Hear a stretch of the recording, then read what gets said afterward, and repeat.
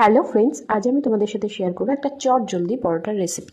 তার জন্য আমি নিয়ে নিয়েছি একটা বাটিতে কিছুটা পেঁয়াজ কুচি, টমেটো কুচি, কিছুটা লঙ্কা কুচি, আর একটা বাটিতে নিয়ে নিয়েছি কিছুটা আলু গ্রেট করে।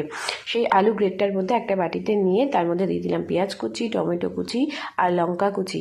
তার মধ্যে দিয়ে দিলাম কিছুটা 2 কাপের মতন ময়দা, তারপরে দিয়ে দিলাম 3টে ডিম ভেঙে দিয়ে দিয়েছি।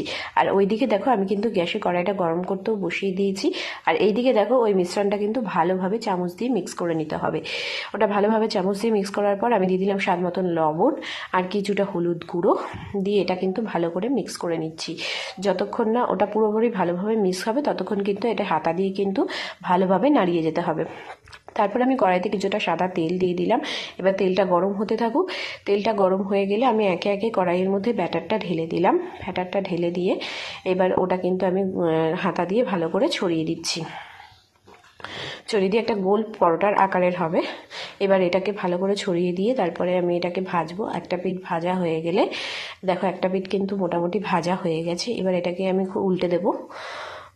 উল্টে দিয়ে আর একটা পিঠও আস্তে আস্তে ভাজা হোক। এটা কিন্তু একটু সময় নিয়ে ভাজতে হবে এবং গ্যাসটা সিমে রেখে একটু ভাজতে হবে যাতে ভেতর থেকেও ভালো করে ভাজাটা হয়।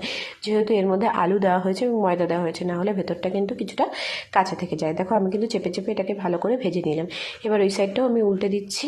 দেখো ওই সাইডটাও কিন্তু মোটামুটি আমার ভাজা হয়ে গেছে। দেখো পরোটাটা কতটা কালারফুল হয়েছে আর কতটা সুন্দর দেখতে হয়েছে।